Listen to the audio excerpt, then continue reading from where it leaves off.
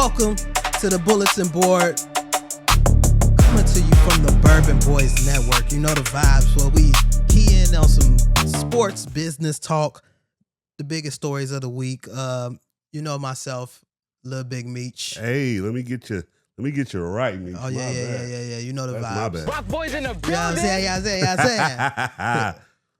Go ahead. Got my co-host. Yo, at Burban Boy Reed, it's your boy Reed Reviews. We back in here with another one. Hell yeah, let's go, because we got a lot to talk about. Big week. Yeah. So let's just get straight to it and go around the board. The first one, the New York Knicks. They are our 2026 NBA champions. Shout out to Zach. Yeah. They beat the Spurs. I kind of was nervous for a second because I thought Trump ruined the vibes when he stepped in the building. No, he absolutely ruined the vibe for that game. I wish he would have came back for game 4. Oh, yeah, so it tied up. Yeah. You know what I also noticed that might have ruined the vibes? Hove was down there. What? You think Hove ruined it? Nas came the next day and everything was right. Oh. The comeback and everything happened once Nas stepped in the building. You know what I'm saying? But, hey, I peeped the scene. But what ended up happening, Spurs won that game. Knicks ended up coming. They had 2 games that they won in a row, both off comebacks. That game 4 that we were talking about, that with the historic tipping. 29-point comeback, came back from down 29 in like the third quarter, I think, or something crazy. Biggest comeback in finals history. Mm-hmm. Yeah. And it felt like from that moment on, Brunson kind of caught his rhythm, and that extended straight into game 5 before they closed it out. I think Brunson caught his rhythm because OG came alive. Yeah. And he was on the offensive end just taking Wemby off the dribble. Yeah. Like he seemed to be the only player on that team that could just take Wemby straight to the hole anytime he wanted to. Yeah. And it affected Wemby. And then on the defensive end, they were making Wemby work. And they were pushing him around. They were literally going at him. And so I think that was kind of a thing that changed in that third quarter for game 4 as well. No, for sure. Because like you said, like he was dunking on him a few times. Yeah. Like he had a couple dunks on him. Even when he would kick out on the drive, he's getting downhill, touching paint, kicking it out. Yeah, his confidence was up. Yeah, his confidence was up. And it looked like before the game 5, he was about to steal the MVP. No, absolutely. So Brunson came through and took it back, though. No, he dropped, 45, I believe he had? Yeah, he went crazy. He went completely crazy. 45 in a closeout game, walked the Spurs down. The Spurs might be the greatest first quarter team in NBA history. Yeah. Like, it's insane the amount of, like, energy that they come out with, but again, that energy that they initially come out with is so hard to sustain. Yeah. Like, they might need to figure out a way to, I won't even say dial it back, but figure out how to keep a wave of it going forward. And maybe that may be bench players like the Thunder. The Thunder, they can hit you real heavy on defensive waves, but it's because they got a second unit that could come right in. And like, I felt like the Spurs, first of all, their leader of that second unit shouldn't be on the second unit, Dylan Harper. And that's definitely something to talk about. I feel like between Vasil and Johnson at the 2 and the 3 is solid right there. Yeah. But the problem is Dylan Harper coming off the bench and Fox starting. Yeah. I think we saw in this series that either Fox needs to be gone or Fox needs to go to the second unit. Yeah. But you don't pay him that type of money to come in with the second unit. So I do think there'll be something changing there. Because that's the thing too. I don't know if you've seen his contract. His new contract is about to start. Yeah. So they might end up stuck with Fox, and then what kind of problem that could create? Because I believe it was Devin Vassell at the conference last night after the game. He kind of chimed in a little bit on Dylan Harper's frustration with his minutes throughout the season and his role on the team. Because what I've been seeing people saying, like, get Dylan Harper in the fourth quarter, and yes, but you also got to use him, put the ball in his hands in the fourth quarter. There'll be a lot of times where he's in the game in the fourth quarter and he's just kind of standing to the side while Fox initiates the offense. Well, I was thinking about that before we did this particular episode, and I was thinking like the evolution of Wemby is going to be him doing what the Knicks just did with Cat and turning him into the point forward. But even there, we still need someone who can facilitate and score as well. That's going to be Dylan Harper. He needs to start at the 1. The whole thing with Fox is, even though he is coming into this new contract, if there's another team out there that feels like he's worth that money and feel like he fits into their team, they'll take him. Yeah. I don't feel like he's an untradeable piece, but I do feel like they need to shake that up for sure. Like, I could see a Miami type situation for them. I literally said, go trade him for Tyler Hero. You know what I'm saying? Bring in Hero. I don't think Hero is necessarily the fix-all, be-all, but I think he'll fit in more comfortably with that team. Well, taking it off the Spurs, let's put some shine on the Knicks. Yeah. Let's get the Knicks some shine. Let's get them. Hold on. Let me. Yeah. So I came out and said if Wemby was going to win a ship, that he would ultimately end up being better than LeBron. I'm still doubling down on that. But what I will say is this. We just watched him go through his, basically what's going to be his villain moment. This is the moment that turns Wemby into the guy that we all probably want him to be, where he's got that Miami LeBron energy, right?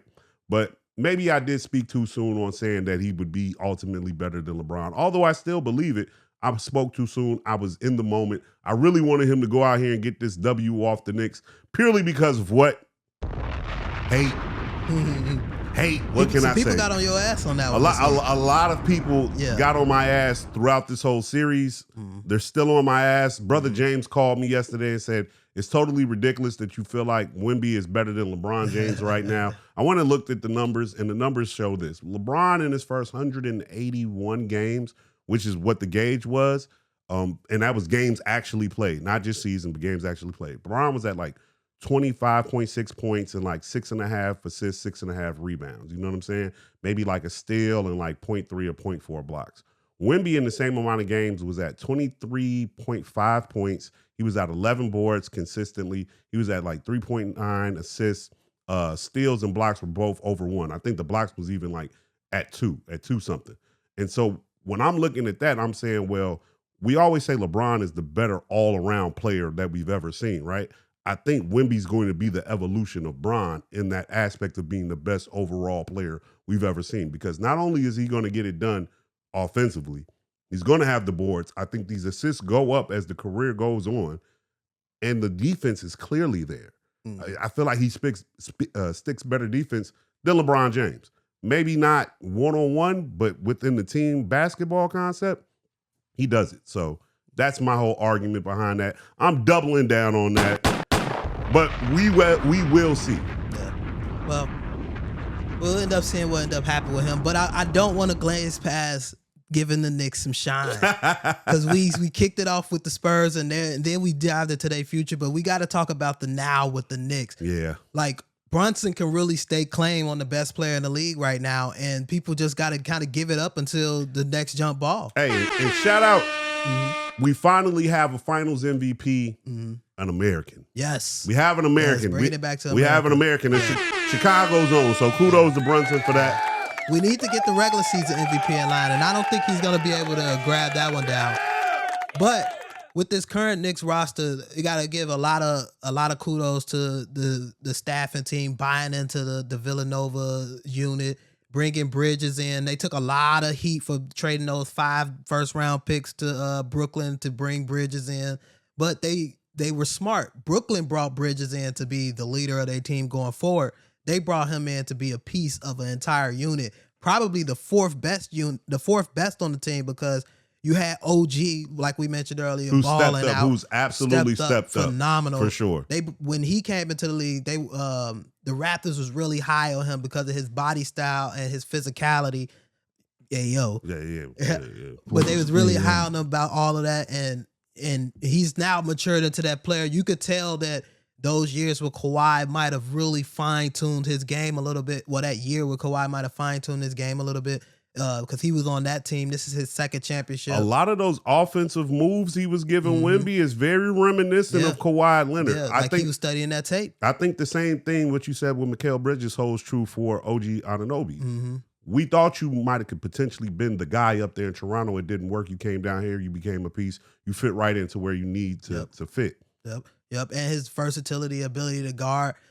We talk about Josh Hart. Oh, yeah. I was just about to say that. Yeah. All effort, all heart, going after every rebound, crashing the boards. He almost ruined it when he had that fast break, layup, dunk, whatever he was trying to go for in game 4, and he missed it. Yeah. Then just a weird foul after that. So, but thankfully, OG came and saved them in the end. Got to talk about Cat, showing a lot of love to Cat, because Cat was one that was discussed as soft and all these things throughout his career.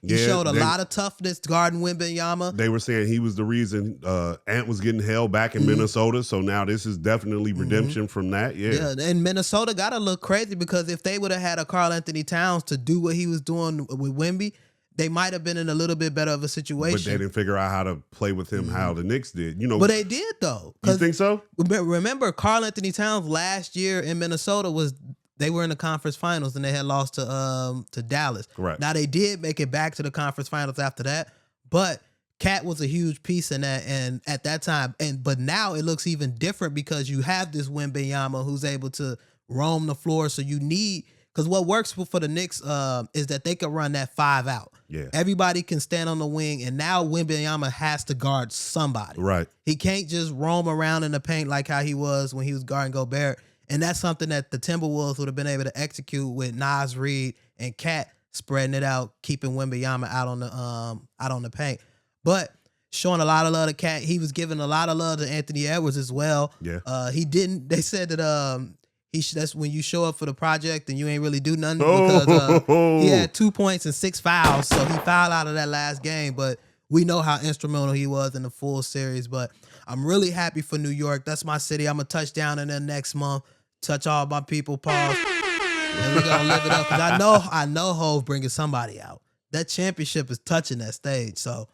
Really looking forward to that. One thing I will say about the Spurs in this series is each one of these games, they held a double-digit lead. Yeah. One thing I always say about championships, especially when it comes to the NBA and just the playoffs in general, most of the time experience wins. Yep. And for Wembanyama and the Spurs, this might have been their OKC run to the finals like they had with Harden, Westbrook, and KD. Let's just, give them a break. A lot of people were shitting on them, and I just want to say, hey, kudos to them as well. They had a great season. Look out for Victor Wembanyama. Clearly, he's not going nowhere. The boy Dylan Harper is the one, though. Yeah. He's really the one. That's what I said, man. Dylan Harper, and he showed out in that last game as well. He made some mistakes down the stretch, but those was young boy mistakes versus I feel like he showed that he was ready for the moment, unlike Fox, who ended up chucking him out the game. So shout out to them. But let's move on to the next one. Let's talk to White Sox. Yeah. The Chicago White Sox. They've managed to turn their season, having a legendary turnaround, actually. Last year, they was one of the worst teams in the league. Year before that, they set the record for the worst team in baseball with 121 losses. Yep. But now they've turned it around, led by a multitude of players. But from the outside looking in, it's looking like the Southside Samurai, Moody. I call them the Southside Samurai. No, they all call them Southside Samurai. And I'm talking about the Mooney part. Because I know everybody be wanting to go with the Maneka. Nah, that's Mooney. And then when he hit home runs, you heard it here first. I don't know if I heard this elsewhere. Them home runs are money balls. Okay. They are money balls. But take me down with the White Sox and what's the turnaround? What's the catalyst outside of what the optics look like in its our Asian persuasion? Okay, so I started following the White Sox this offseason because I was like, man, my team, they've been doing real bad. I'm very curious to see how they're going to try and turn this around. There were rumblings about Murakami coming to the league and that the White Sox were in one of the contending spots to get him. I was very skeptical because the White Sox typically just don't spend money. But I have seen them do this before with one player, and that was Jose Abreu. They went down there, they got Jose Abreu, and when we brought in Abreu, you see what that did for the whole team. The White Sox made a little run, and they built around him. It seems like we're going through the same process again with Murakami, and the thing about Murakami is this. The guy who showed him or taught him how to hit in the major leagues was Ohtani. They are very good friends, and Murakami is no slouch himself. He just got done being the MVP. He might have been back-to-back, or I just know his last season overseas in the league he was in, he was MVP. So this guy was already a stud, right? He got here. He became the anchor. Vargas was a guy who was already on the team, started to come along. It seems as when the team seemed to come together and everyone started to play better. I don't know what juju they had to get out the locker room. I don't know what feeling they need to get out, but it seems like they got it out. At the same time, the Sox also had the number 1 pick in the draft. And that's where we get Colston Montgomery from, who was down there with UCLA. So he comes on, right? And so it seems like all of these players at one time just clicked. Now, the pitching staff was looking very bleak in the beginning of the season, but they've started to come back. Actually, the White Sox aren't even one of the best hitting teams in baseball. As it stands right now, they're 37-32. I will say this, the AL is weak this year. The AL is very weak this year, but even in the Central Division, Skubal missing for the Tigers was very big, so they kind of fell off. The Royals aren't producing like people thought they would. You've got the Guardians up there going back and forth with the White Sox. Oh, and I'm forgetting the team, probably because I don't care about them because I'm a White Sox fan. But at the end of the day, this team is doing the right thing at the right time. They're winning games. They're getting their home runs when they need to, but they're also moving people around the bases. This seems like old school fundamental baseball of putting somebody on base and bringing them home. This isn't just, and Murakami was a home run machine, don't get me wrong, but he's been sidelined for a couple of weeks. He's probably due to be out until after All-Star break, and look what they're doing. They're still winning games. Now, for me, and I got to be petty, this resurgence of the White Sox really kicked off the first hometown series back in May. That 3-day Friday to Sunday series versus the Cubs seems to be when the White Sox took whatever fire and desire the Cubs had at the time and just took their souls. And the Cubs have been downhill ever since. I think they're like 7-22 since that series. Yeah. Meanwhile, the White Sox, I forget the last time we just lost last night or yesterday to the Dodgers. But it's also crazy when we're talking about this, the Dodgers versus the White Sox. We're talking about the first place Dodgers and the first place White Sox. It's kind of crazy. So I just think I hate that Ohtani out too. Ohtani and Mooney, both them being out at the same time. Yeah, that does was box office right there. That game would have been, and people overpaid on some tickets expecting. Oh yeah, absolutely. Too. And I've been seeing the videos of them like playing around with each other because he's talking about Mooney hair or whatever. Cubs fan, y'all. No, I'm not. Chicago fan. I'm a Yankee fan, but like I said, I can always root for Chicago. Yeah. And I always root for Chicago. So I can have 3 teams in baseball. But with the White Sox, just to kind of end it off, I think a lot of things are happening right at the right time. There are rumblings or rumors that we're going to see if they're going to get aggressive towards the trade deadline. I think they just made a trade too, didn't they? Yeah, they just traded Derek Hill for 2 prospects. That's another thing the White Sox are doing. Yeah. They just brought up Braden Montgomery.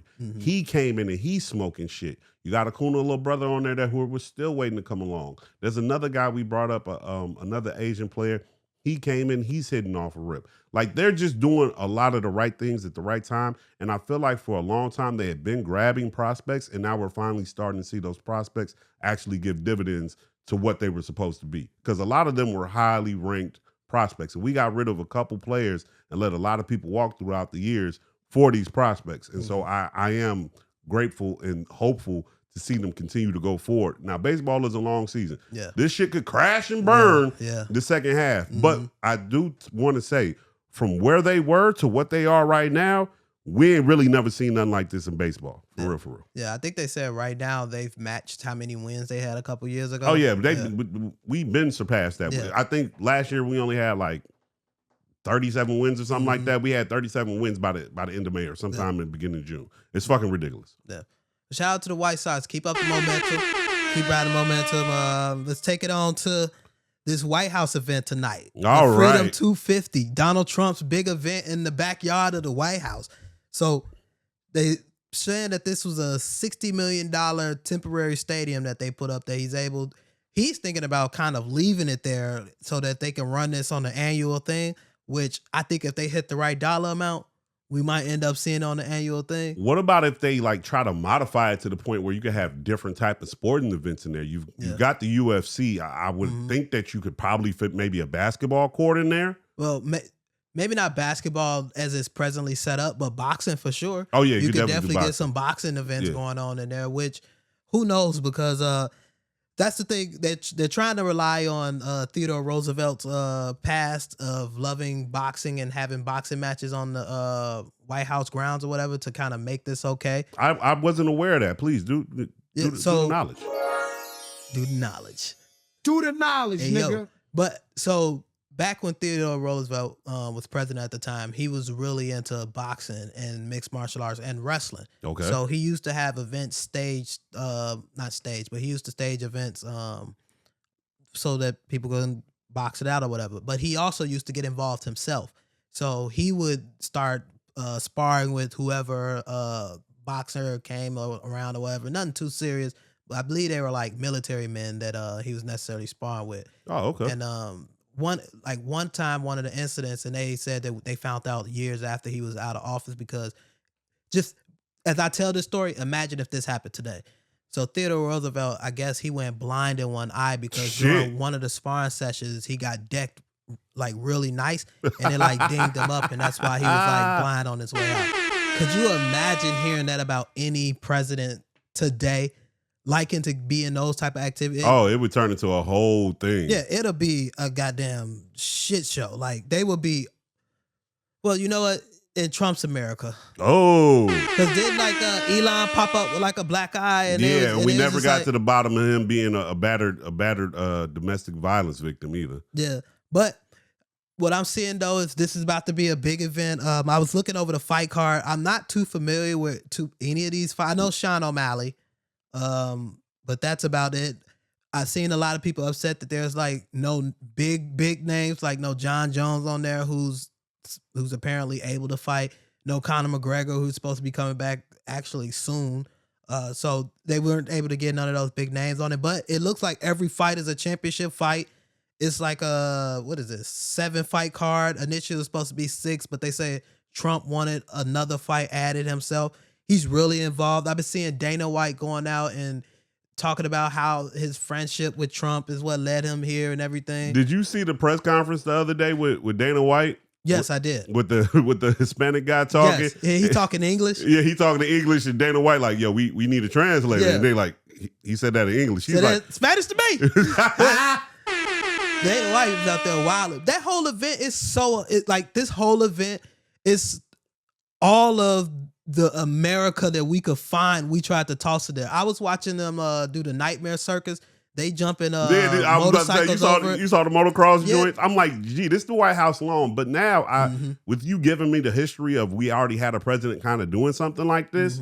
Not to this level, though. No, not to this level. Yeah. But see, that's the thing about evolution. Things will evolve. Yeah. There's no way we do something like this in 2026 and it doesn't look like this, especially with Trump. Yeah. The selling off of America's patriotic theme and just the eagle flying down. Yeah, this is weird. We've never really seen nothing like this before. It feels like a movie. It seems like Zeus Network to me. It's like a parody movie of what America would be. Like if someone wanted to make a country and pretend like they were so into themselves and this, that, and the third, they would just make us. They would literally just put a camera on us and just let us live our day or whatever the case may be.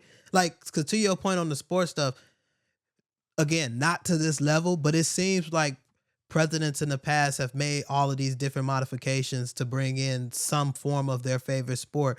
I've seen putting greens get installed there. I've seen tennis courts. Obama took the tennis court out and put a basketball court in. I remember hearing about LeBron and them playing basketball at the White House and everything. And again, not to this grander level.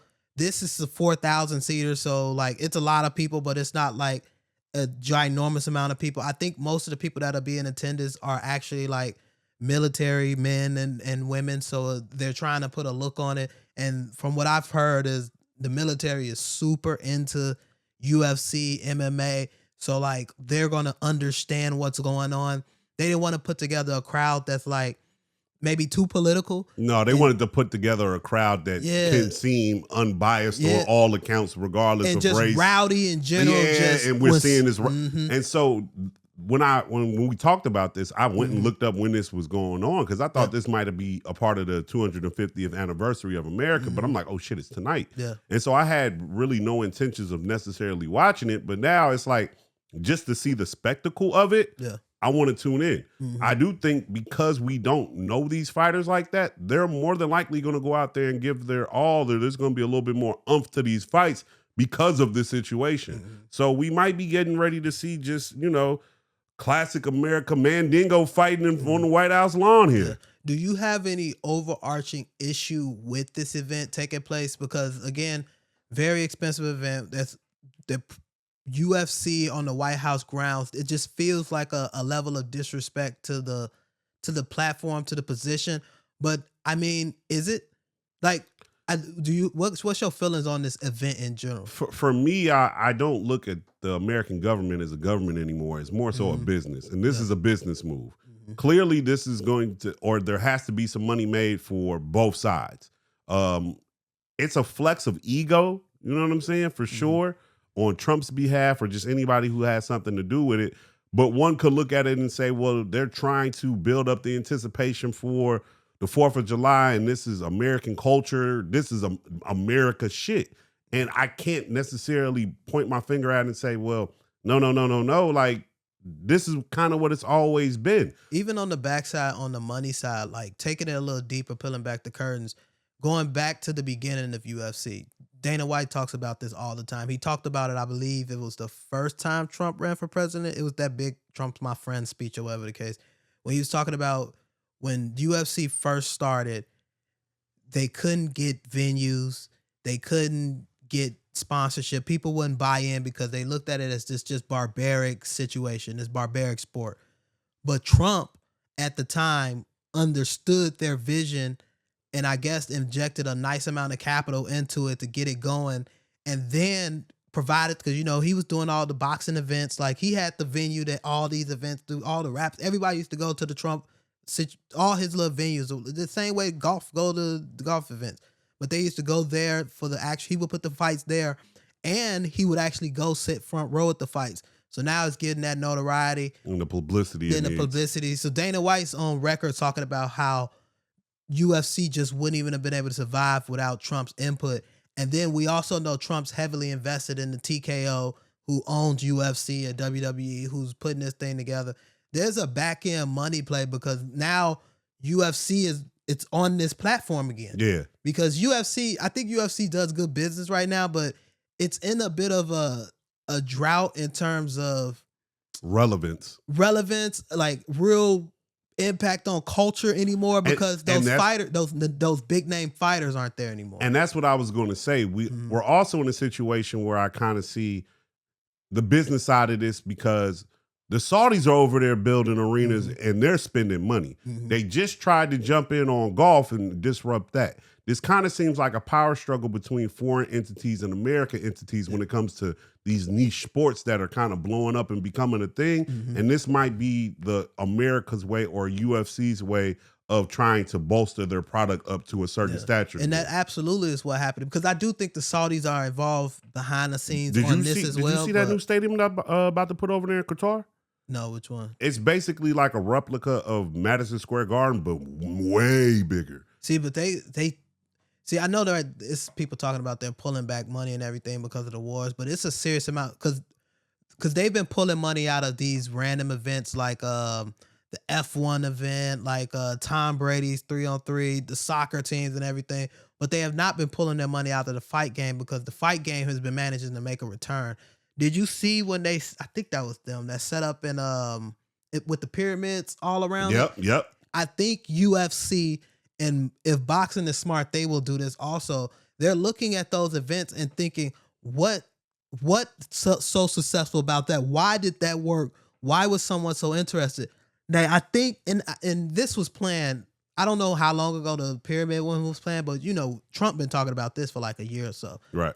That backdrop of the White House, like the president there, like how insane they're going to make it. The claw is actually relatively impressive.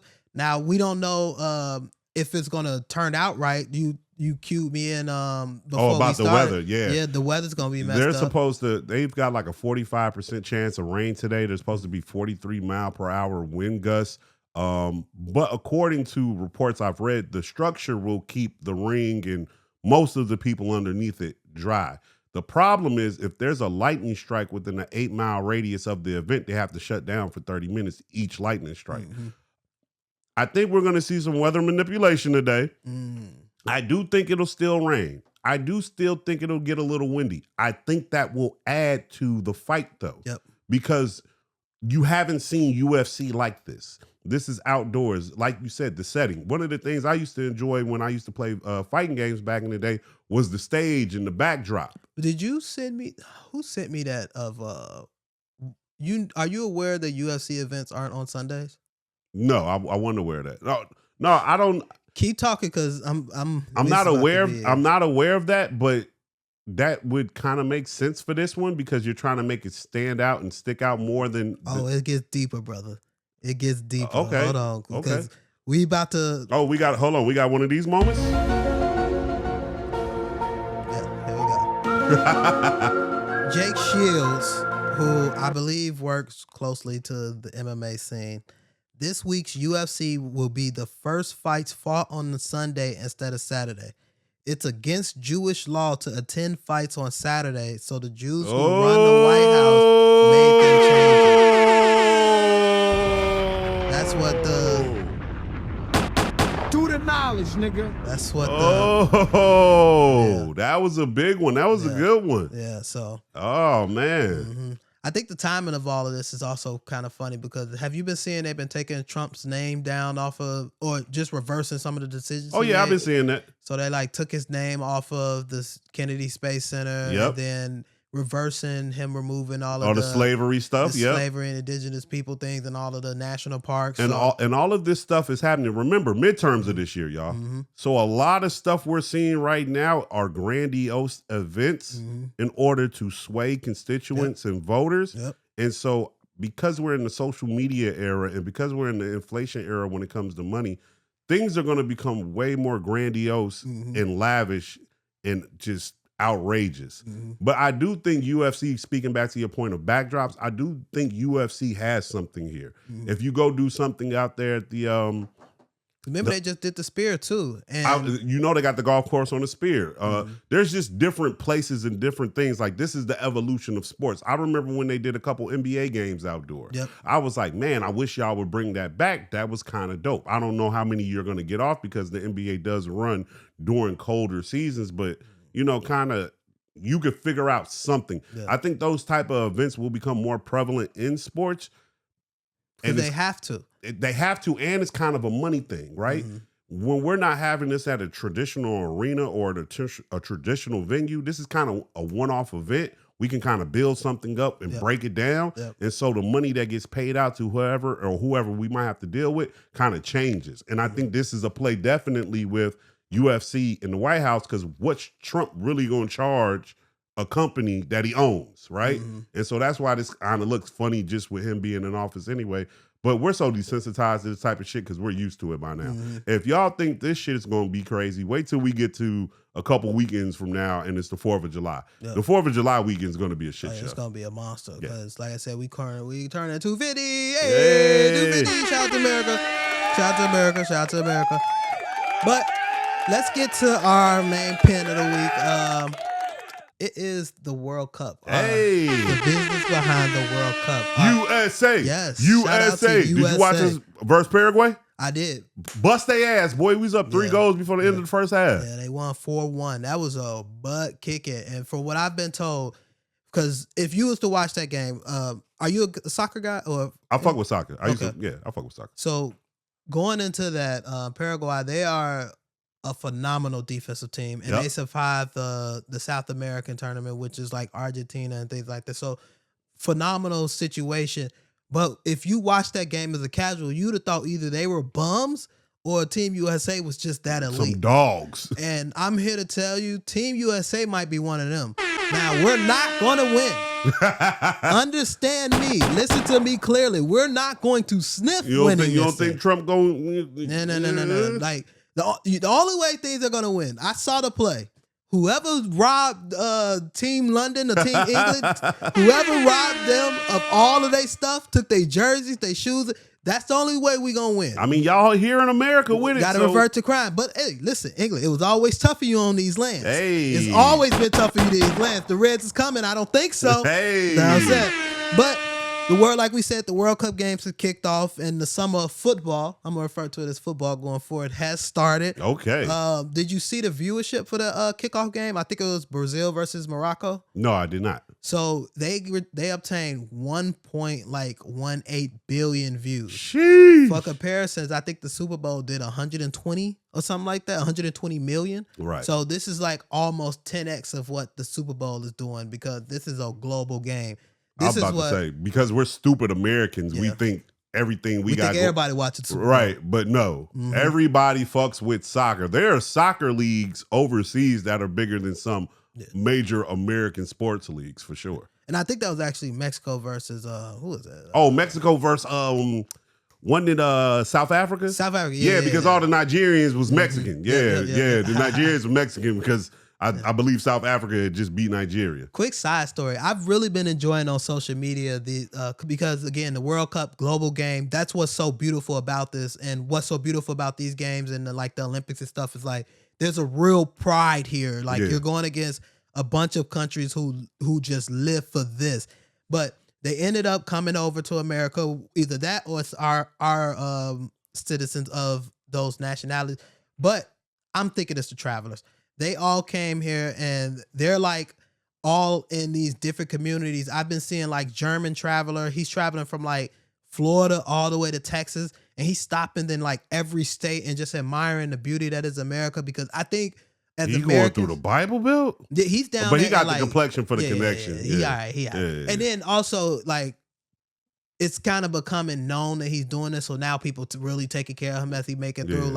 But I'm enjoying. Still got the complexion for the connection. Yeah. But I'm enjoying like he's not even like just going. He's not like he's going to big cities, but he's in like the slum, like the swamps of Alabama. He's out there in New Orleans and like messing around in their swamps, looking at the alligators. He's like really tapping in because I think as Americans we sometimes forget like how vast our country is and how different it is, how many different cultures it is. Well, you know why though? It's because this is a very segregated place. And because a lot of these places that you're even speaking of, a lot of folks from the Midwest or the West or the East Coast just wouldn't venture to because of history. Yeah, but seeing their standpoint of it, and they're talking about like every day they wake up, it's a new set of terrain. Yeah. Like, and then even taking it out of America, like the South Korean football team there, it seems like I believe they're stationed in Mexico for their games, and like seeing the South Koreans down there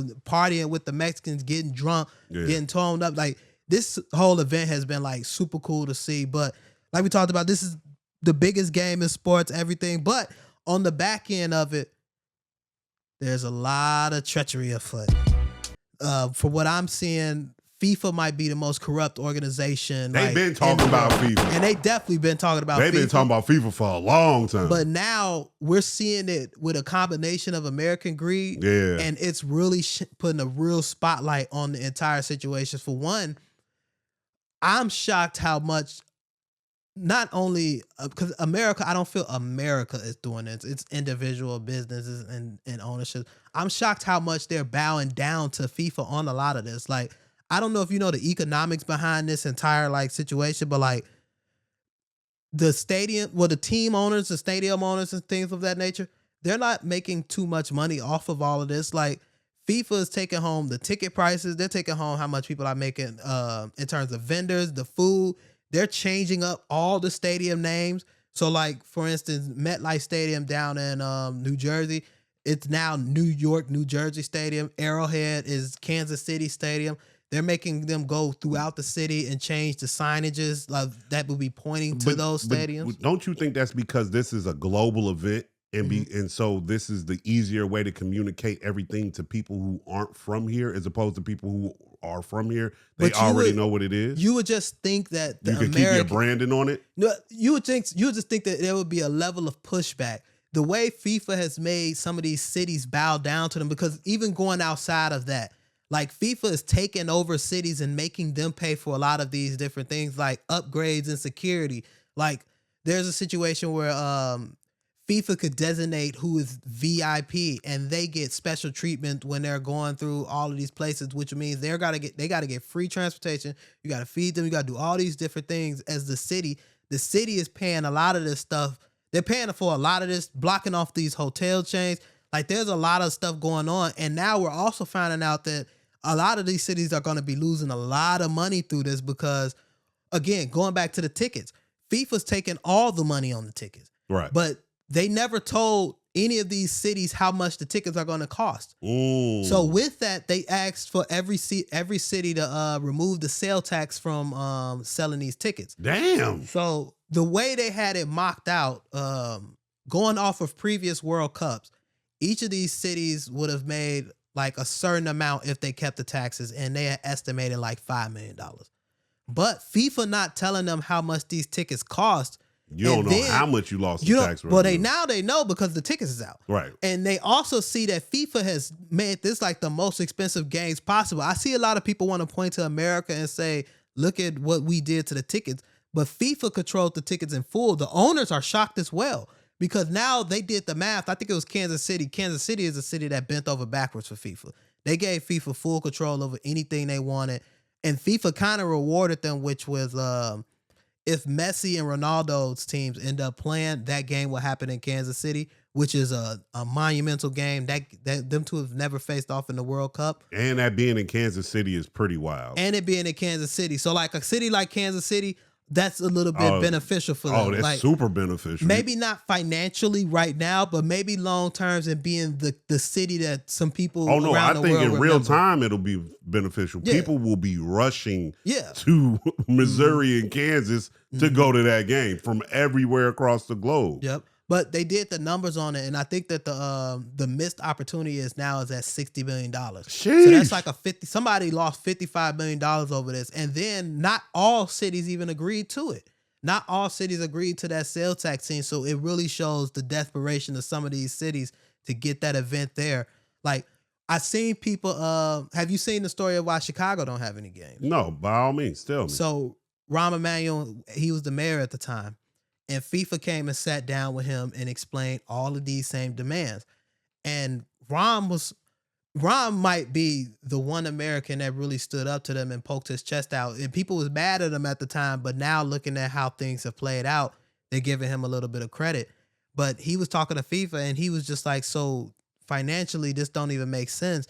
FIFA told him, we don't always execute this ask, but in order to get the FIFA games at Soldier Field, we may require you to put a roof on it, a temporary roof on it, or whatever case. And they're like, whoa, that's a bit expensive because the city will have to pay for that. Its citizens will have to pay for that. Because again, the citizens are paying for all of this stuff that's going on. What about the Bears owners called over FIFA like, yeah, go ahead, put that together. Put that up there. Put that together. But he ended up poking his chest out and saying no, and they had all these different requirements, the sale tax thing, the parking thing, because FIFA taking all the money from parking. And look how America loves parking. Look at all the parking across all these stadiums and how they're even shutting it down a lot of the times. But he ended up telling them, I don't think we should do that. Like, what's the real financial benefit from it? And they told him exposure. Because I was going to ask you, do you think FIFA runs amok like this throughout the world when they bring the games wherever they bring them? Well, they do. But to finish it off real quick, he said, this Chicago, nigga. Oh! Like, whoa! This is Chicago. What do you mean exposure? The NFL draft is in this, that, and the third. We're a global city. What the Bulls did for Chicago is groundbreaking. If you go outside of this country and tell someone you're from Chicago, they say Michael Jordan, Absolutely. Chicago Bulls. Right. Like, that's how they connect with America a lot of the time. So they didn't end up getting it. And Rahm Emanuel is kind of looking like a genius because we got the World Cup send-off game. So we got all those people to come down and end up partying in Chicago anyway. Kind of end up like how the stadium situation. Maybe we might not have the stadium in Illinois, but when people come see the Chicago Bears, they're going to stay in Chicago. They're not going to stay in Garrett. But what was your statement again? Do you think FIFA's been running amok like this throughout the world? And they absolutely have, but it's, for one, the Olympics and the World Cup. What they're showing is these events aren't necessarily that financially beneficial for countries, because what ends up happening is countries have to rush and build stadiums. Ooh. They have to rush and figure out these zones, build hotels and things. What's beautiful about these events in America is, nigga, we have probably hundreds of stadiums, not arenas, stadiums. You got to think the NFL. Then the college stadiums are a lot of the times bigger than the NFL stadiums. Yep. Like, we have an abundance of just infrastructure and we don't have to build. We got 50 states that all probably have a stadium capable for it, that all have hotels. You just got to pick which one you're going to go to. You go to these other places, they don't necessarily have that. So now FIFA's telling them we need 7 football stadiums if you want the World Cup. Right. We need this, that, and the third. We need all this. And these places, some of them have specific reasons. Let's take the last World Cup. The last World Cup was in Saudi Arabia. We know Saudi Arabia. We just talked about it with the UFC event. They're sports watching.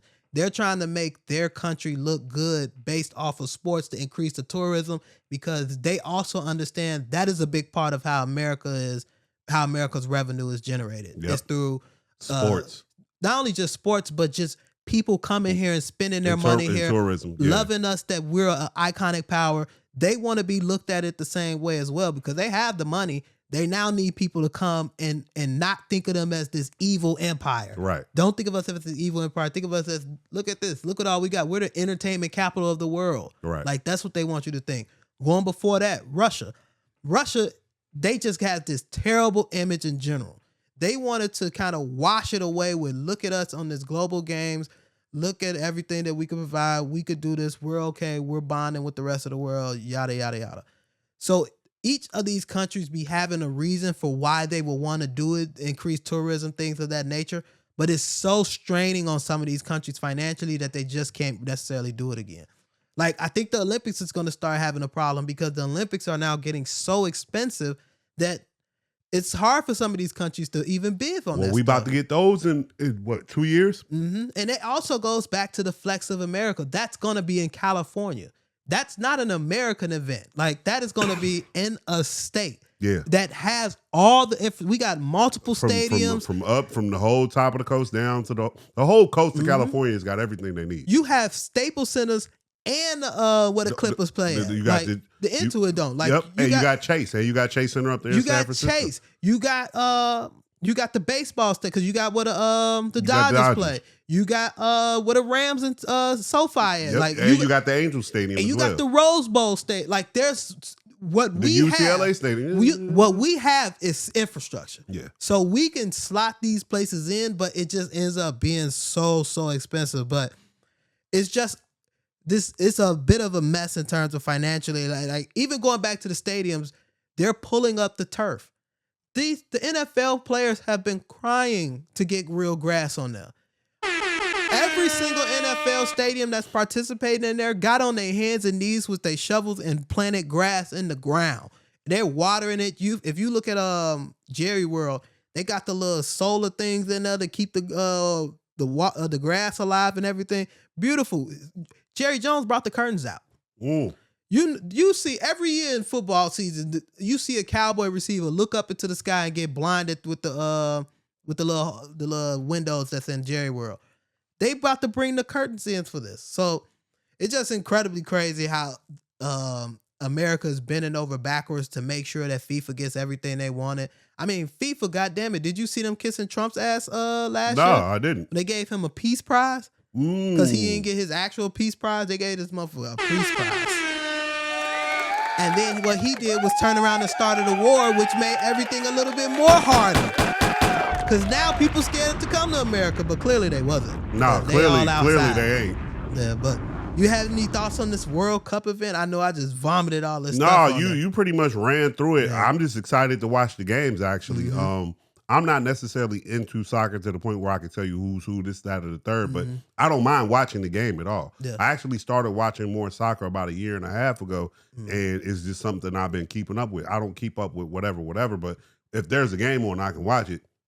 I check it out because soccer, the sport itself, is very exciting. And it is. When you get to watch like skilled players play soccer, like that U.S. versus Paraguay game, like, yes, like Paraguay didn't look like shit, but I know soccer. I just know the USA was playing very, very well. Mm-hmm. Like for them to be the defensive team they were, the way the USA was attacking them, bro, they was doing whatever they wanted to with them. So it was just real good soccer to watch. And if you're not into soccer, but you want to see something that could be looked at as like a staple or standard of what good soccer is, this is it. Yeah, I think my soccer fandom started like during the last World Cup, actually. I have a friend that's really into it, and I just started checking it out with him. I started going to a couple Chicago Fire games.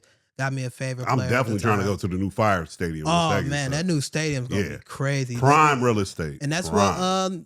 what the new White Sox stadium is supposed to be at as well. They're supposed to be next door to each other. Roosevelt's gonna be lit. Yes, it is. No, I can't wait. And see, that's the thing. Chicago needs to get together. Y'all need to figure out Soldier Field. Because if y'all figure out Soldier Field right there in that little radius between Roosevelt, what's that, Canal, down to the lake, boom. All of that area will be instantly developed and turned into somewhat of an entertainment district because you've got these three major teams playing right here. Yeah. Especially, oh my God, the weekends or the September dates where you've got White Sox games and the Bears playing on the same day. Sheesh. Yeah. It's going to be a shit show, but it's going to be great. Nah, but definitely looking forward to that. Shout out to the World Cup. We will be watching as the rest of this go on. It's about like 3 to 4 games a day at this point. It's the summer of football here in America. I guess the takeaway for football, the sport, will be more exposure in America. The more that Americans get involved in this type of things, the more money will be flooding. MLS, I'm about to say MLS is getting better too. MLS is getting better. They're starting to get. They're not getting the best players from around the world when they're at their careers anymore. They're starting to get them during their primes, and that's what you need in order for our league to even mean something on a global scale. No, absolutely. So shout out to them. MLS, they making a bunch of money as well because we pumping money into them now. So soccer's becoming. Soccer is slowly but surely becoming, I think there's really 2 sports right now really growing in America and kind of going at what might be hockey for that 4th spot. Golf, soccer, golf and soccer, those 2 right now. I don't think golf will. Because I think golf is gonna stay a rich man's game. I think that is fair. I think upper middle class. I guess. Well, I think golf is kind of changing because of the different racial demographics that are starting to get into it and the things they're doing with the sport. See, I think it's gonna help amateur golf more than it's gonna help. Yeah, that is true. Golf. That is true. I think you're gonna see an amateur group like those YouTubers. They're busting right now because I think everyone's want to see it at an amateur level, but. But professional golf needs to understand that there's a wave there, and you need to find a way to incorporate some of these lower tier players. That's what Liv tried to. Well, because I think it's not even just a lower tier player. I think the vibe of it. Yeah. Like the Masters, like no phones, shut up. Yeah. White people. Like, and that's traditional golf, but you need to find a way to liven this up for more casual people. And that's what Liv was for. Yeah. Liv was doing that, but Liv financially just. And Liv ain't American, so we just get shit lit. Yeah, that part. That's what we do. But let's move on. Let's get to these parting words. You have any parting words before we get up out of here? I finished My Friends and Neighbors. Okay, whole TV. My bad. That was my parting words. Okay. Well, whole TV. I want to bring up Tom Brady's good nut. Hey yo, pause. Hey yo. Are you gonna try his nut drink? That's your man's. You got to get one of those good nuts. Boys. Hey, yo. I'm not very curious to rush and try Tom Brady's new coconut water in a can. Did you see the logo? No. It's a coconut. So it is a coconut. And the straw's coming out the top of the coconut with a little drip. It's a very crummy logo. But Tom Brady's a sexual deviant, bro. I promise. Yeah, he is. Shout out to him. My next one, Pat McAfee. Did you see he's getting a $60 million a year deal with ESPN? Pat McAfee is going to end up being what they wanted Stephen A. Smith to be. Do you think this pisses Stephen A. off? Yes, I think Stephen A. might see it, or it might be a smoke signal to, hey, buddy, your time is coming to an end. We got a prime white guy. We got one, and he keep going at Trump too. And he's going to get political. Don't worry about it. Disney's going to pump some money into somebody to become a presidential candidate. If you don't look like you're going to get it done, trust me, we're going to go with Pat McAfee too. Did you see Stephen A. back and forth with Trump? Yeah, I seen him whispering to Trump. whispering. They say he took that Somebody like Stephen A. Smith, like talking about he's running from me. Bro, running from you. You are nobody in that arena, bro. Yeah. You're a sports broadcaster who averaged 4 points on your high school basketball team trying to run for president of the United States, and we ain't never heard you talk politics. Fuck out of here, nigga. I'm sorry. Yeah, I feel it. And my last one, our dog James Harden, we wish you some love. He be all right. That nigga be all right. You know, when I saw that story, I was like, he got to be all right. It's Houston. It's Texas. Exactly. You can't get in trouble for guns in Texas, can you? Not James Harden can't get in trouble for guns in Texas. Okay, he's all right. Yeah, they wanted a headline. The bond was $100, so they clearly ain't. Man. Yeah. But real quick, are you watching? All right, spoilers going forward. This TV section. This is TV section. Spoilers. Are you gonna watch Raising Kanan? I don't know, man. I had cut it on the other day. I'm not going back and watching none of the other shit. I'm catching this season from where it's at. So you did turn it on? I cut it on and I went to sleep. Did you see anything? Not really. Okay. Not really. Like I might want to let you see it. I'm not really that interested in it. I'm kind of just watching it because y'all are talking about it. Yeah. But I'm not gonna be trying to keep up with this shit every week. So you can get your shit off. I might wait for whenever I'm with brother. I don't know if Zach watch it. I might wait for I'm with them. I might wait. All right. Your friends and neighbors, go. Your friends and neighbors. Mm-hmm. I enjoyed the second season. It was really a lot about character developing behind all of these different people in the show. Mm-hmm. I liked the ending. I wasn't too thrilled with the whole slip and fall of Owen Ash, but the whole way y'all figured out how to just clean that up real quick, it was kind of reminiscent of the first season. And I see this is kind of going to be the theme of how this show plays out. I think we only get one more season out of this. But it was just a cool watch. It was a cool, casual watch. It's not the greatest show in the world, but I did enjoy it. They left us with a cliffhanger at the end of this last season. So I'm curious to see where we're going to go into with this third season. Yeah. So it was good. If you need something to watch, it's over on Apple. Yeah, no, I agree. I felt it was weird when they had him wake up. I was like, what the hell is this? He was just fucking, he's been having those different events. It made sense to me why he woke up.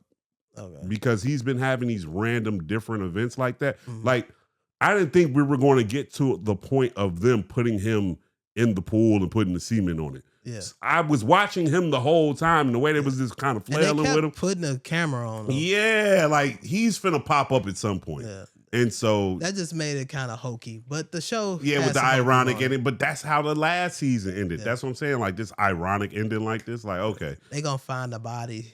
You think anything coming from that? Because I think the problem gonna be the broken back window.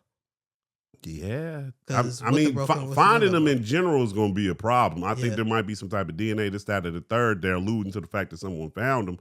But his new problem is this whole shadowy figure with this money. Oh, yeah. You know what I'm saying? Yeah. So that's what I'm saying. Like, each season kind of turns into a different type of show. Yeah. And so I kind of do appreciate that, even though it might not be the best done. I think John Hamm is an excellent actor. And so he's smoking his role, and he's got good supporting characters. See, that money one is so difficult because maybe I might be just blowing smoke, but I believe that dude didn't have anything to do with the kidnapping.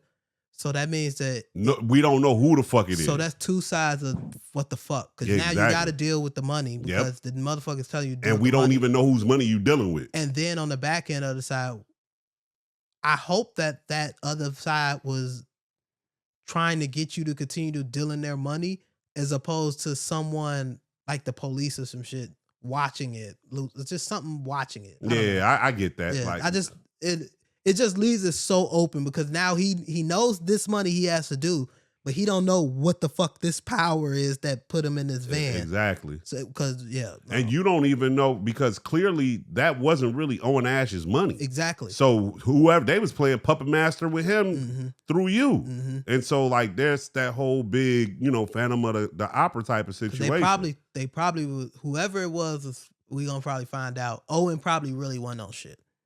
Owen was probably in a bad spot. At a bad spot, a transportation man. And they needed to wash their money in the company, but damn, now he got all this money.